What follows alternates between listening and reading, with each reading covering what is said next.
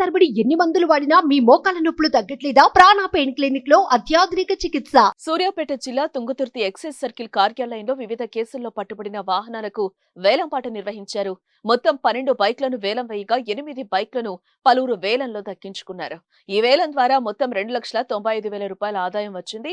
Excise కార్యాలయ ఆవరణలో జిల్లా ఎక్సైజ్ సూపరింటెండెంట్ లక్ష్మణ్ నాయక్ ఆధ్వర్యంలో వేలంపాట నిర్వహించారు. వేలంపాట ప్రశాంతంగా ముగిసినట్టుగా ఎక్సైజ్ సిఐ రజిత తెలిపారు. వెహికల్ ఆప్షన్ కార్యక్రమంలో మొత్తం 11 బండ్లకు గాను 8 బండ్లు సేల్ అయిపోయినాయండి. ఇక్కడ అప్సెట్ ప్రైస్ వచ్చేసి మొత్తం 8 బండ్లకి అప్సెట్ ప్రైస్ వచ్చేసి 2,28,000. 2,28,000కి ఆప్షన్ అమౌంట్ 2,50,000 అయింది.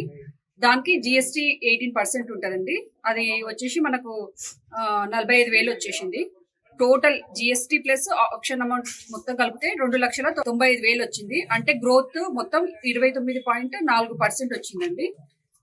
ఇప్పుడు ఈ ఆప్షన్ కార్యక్రమము మా సూపరింటెండెంట్ ఎక్సైజ్ సూపరింటెండెంట్ ఆధ్వర్యంలో జరిగింది. శ్రీ లక్ష్మణ్ నాయక్ ఆధ్వర్యంలో జరిగింది.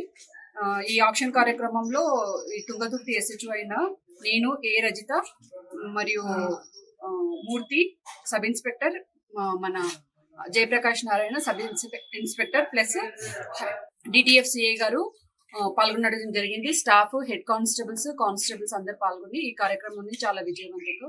వాహనాలను వేలం వేయడంతో స్థానికులు ఆనందం వ్యక్తం చేస్తున్నారు. చాలా ప్రాంతాల్లో ఇలా పట్టుబడిన వాహనాలు వేలం వేయకపోవడంతో అవి తుప్పు పట్టిపోతున్నాయి. అంతేకాక వాహనాల విడిభాగాలను తొలగించి విక్రయిస్తున్నారు. వాహనాల బ్యాటరీలు, టైర్లు, ఇంజిన్లు వేరు చేసి అమ్ముకుంటున్నట్లుగా ఆరోపణలున్నాయి. పట్టుకున్న వాహనాలను వేలంలో విక్రయిస్తే అటు పోగొట్టుకున్న యజమానులు గాని, టెండర్లు వేసేవారు కానీ ఎక్కువ రేట్లకు వేలంలో కొనుగోలు చేసేందుకు అవకాశం ఉంటుంది.